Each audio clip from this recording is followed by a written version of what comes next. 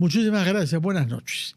Tengo el gusto de recibir ahora en la cabina de RPP al doctor Julio Corcuera Portugal, quien es un académico en la medida en que ha hecho estudios avanzados, ha hecho un doctorado, tanto en universidades peruanas como en los Estados Unidos, nada menos que en la Universidad Nacional de Defensa, y que se ha desempeñado en la ONU como coordinador justamente para temas que han tenido que ver con drogas y organización criminal.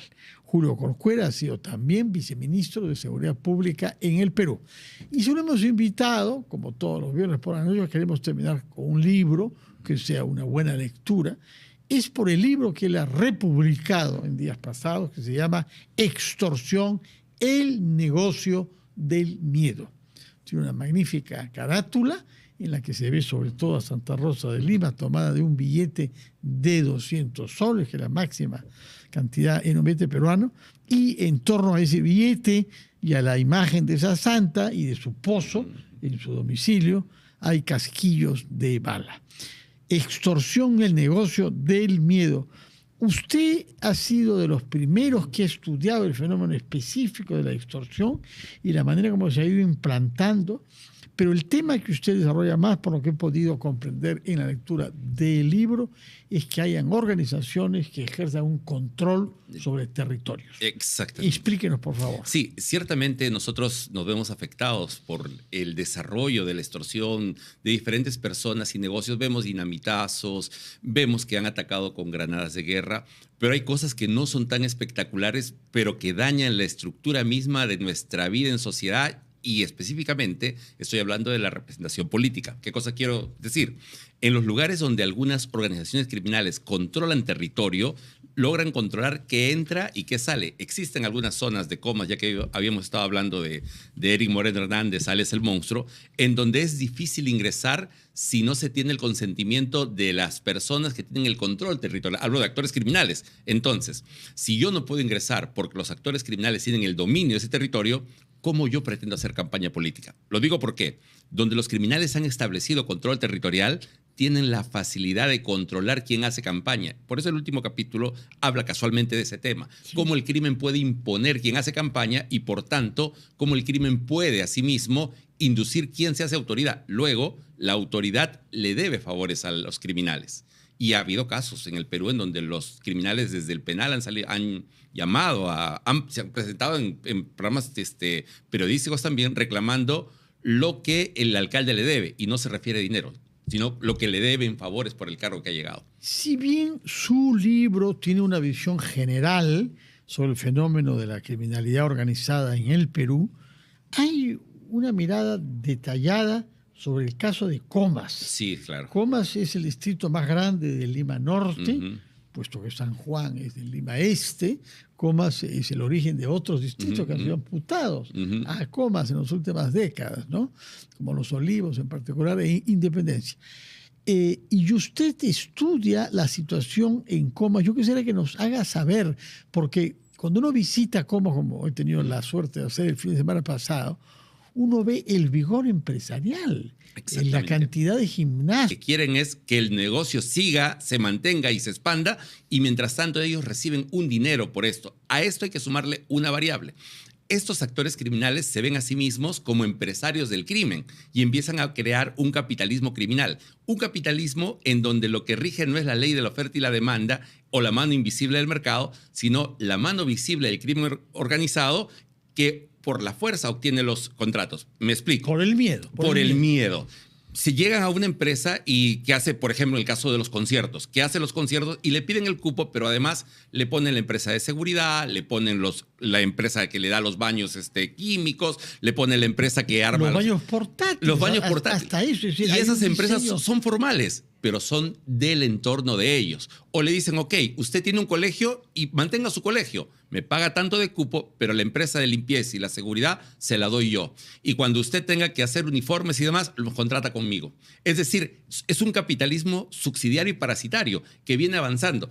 para que ellos puedan obtener dinero, precisamente necesitan de esa bonanza, de la amenaza, por eso las granadas, los cartuchos de dinamita, y de un capitalismo que parasite el empresario. Hay un capítulo en la biografía criminal, para no llamarle prontuario, del señor Eric Moreno, que me ha llamado siempre la atención, quisiera que usted lo confirme, que durante un tiempo él se dedicó a vaciar tumbas. Exactamente. Para ponerlas a la disposición de muertos recientes. Sí, exactamente. O sea, esto daba muestra ya de una falta de respeto a lo más sagrado y de un cinismo absoluto. Es decir, por la noche sacar a los cadáveres y hacer creer que se trataba de una tumba libre, que él podía ofrecerla sin ser autoridad municipal. Es verdad que él se dedicó a ese negocio. Él se dedicaba. Analizar la biografía de un actor criminal puede ser polémico, naturalmente, porque es una persona vinculada a delitos, pero hay muchas características de humanidad y de particularidades. Él es un joven, no crece con la madre se va a Francia de manera, digamos, a un trabajo sencillo. Él crece solo buena parte de su niñez y adolescencia y se recurseaba, digamos, entre comillas, con lápidas, se recurseaba de mototaxista, de estibador, siempre alrededor del mercado. Así, y alrededor de eso, de adolescente, él ingresa en este tipo, o sea, tiene diferentes funciones, pero es muy interesante los audios que la policía obtiene cuando le incauta el celular a la madre. Sin duda, usted transcribe algunos de ellos. Y algunos son audios... Son conversaciones muy interesantes, en efecto. Exactamente, donde él le dice, yo quiero, le habla a su mamá, le dice a su madre, quiero que me hables como si le hablas a un hijo, porque tú solamente recurres a mí por dinero y me recurres ese dinero con mentiras y tú tienes que ser honesta conmigo, porque si no, ¿de qué clase de relación de madre e hijo hablamos? Es una cosa bien... Y le está explicando a la madre, además, yo no tengo el dinero que ustedes creen y no puedo yo gastar porque yo tengo que guardar, porque si me pasa algo, ¿de dónde voy a invertir? La gente que yo mando le dice a hacer su trabajo... Si pagan, ganamos. Y si no pagan, yo igual tengo que responderle. Está hablando de un negocio. Todo su diálogo es sobre un negocio. Y está planteando ahí gastos y el ahorro, lo que va a invertir. Y efectivamente, ¿cómo pasa un joven de vender tumbas a mototaxista, a ladronzuelo de camionetas, a tener y a desarrollarse alrededor y a controlar territorialmente? ¿En qué momento se produce la ruptura para volverse un criminal capaz de ordenar la muerte de gente inocente, incluso niños, a veces con una cantidad de balas totalmente desmedida, ¿no? Porque es interesante que usted dice, no nació con la llegada de venezolanos. No nació con venezolanos. La extorsión existía aquí antes. Adoptó algunas modalidades diferentes, adaptándose a prácticas de otros países. Yo veo más una influencia del norte del país que de los venezolanos, honestamente, porque en Trujillo el control territorial a través de cupos usted lo puede encontrar con mucha claridad alrededor de 2006-2007, pero en Trujillo encuentra los inicios en el 2003. Para el 2007-2008 ya habían distritos controlados por organizaciones criminales. Por eso recordará en el 2008, ¿sí? Hubo una famosa noticia de un escuadrón de la muerte en Trujillo. Sí, cómo no. Justamente, precisamente en ese contexto. Famoso Elidio Espinosa. Elidio Espinosa, que terminó siendo elegido alcalde de Trujillo. Fue alcalde por una amplia mayoría. Condenado por una parte, pero también fue elegido alcalde. Ahora bien, usted menciona al norte. ¿Cómo explicar las diferencias territoriales? Porque por lo pronto, a nivel de Lima misma, hay una gran diferencia entre Lima Norte y Lima Sur. ¿Por qué hay esta concentración en Lima Norte? ¿Qué explica? Es muy interesante. Y voy a referirme primero a lo de las ciudades del norte sobre las del sur, porque el crimen, si uno mira, es un fenómeno costero. Es un fenómeno costero, pero de la costa norte. No lo encuentra usted en el departamento, lo encuentra en Trujillo, en Chiclayo. Yo hice un trabajo y estoy trabajando a otra publicación al respecto, pero...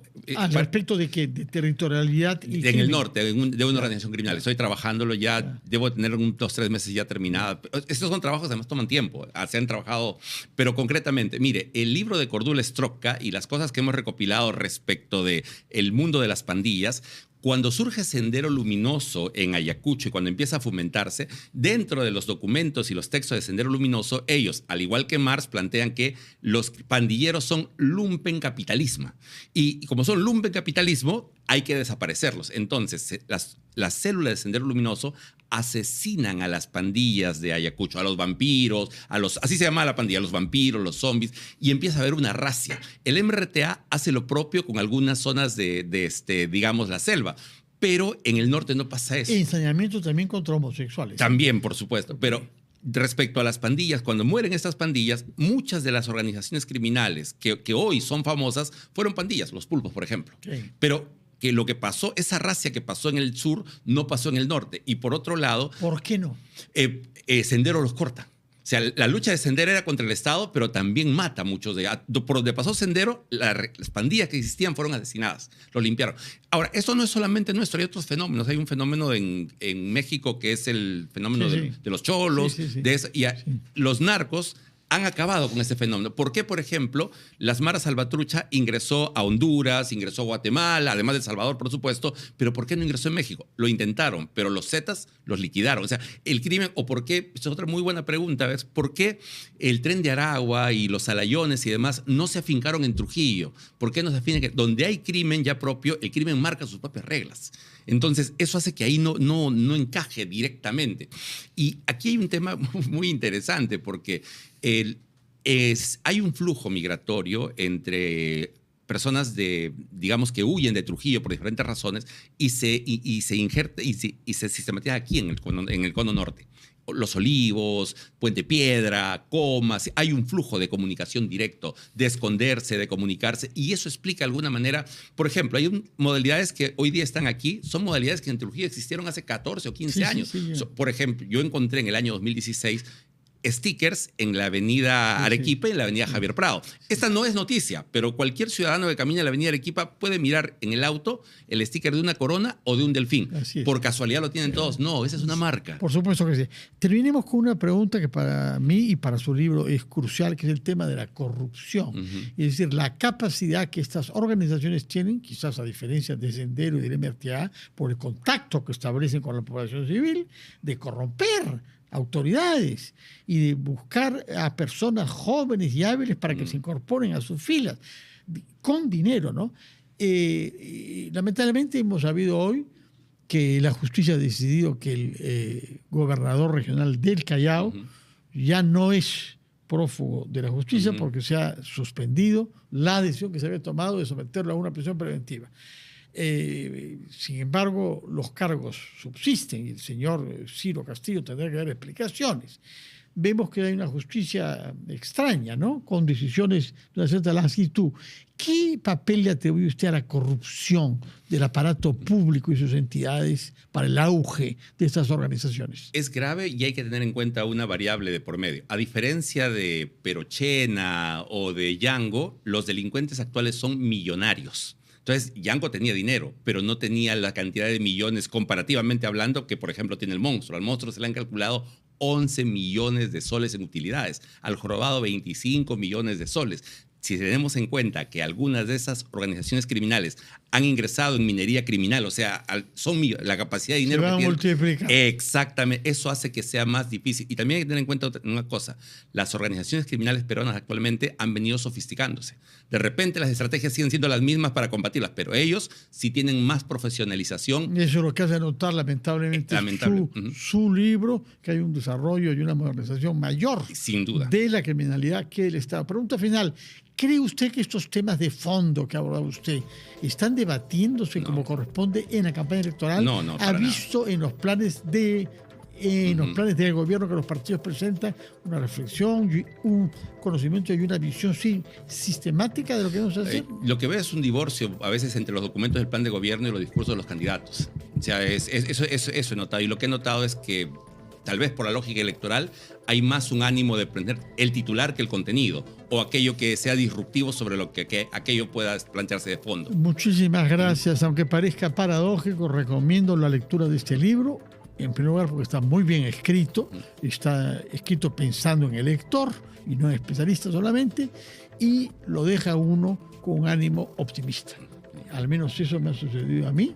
Hay una reflexión acá que hace pensar que el Perú tiene recursos intelectuales, profesionales y la voluntad de no ceder al negocio del miedo. Y la promesa del Perú republicano. Que usted cita al final, citando a Jorge Basadre, efectivamente, lo he leído con gran placer. Muchas gracias por su presencia, que tenga un feliz fin de semana y felicitaciones por su libro. Gracias. Ha sido el doctor Julio Corcuera, especialista en organizaciones criminales y en criminalidad internacional. Muy buenas noches, gracias por su sintonía. Que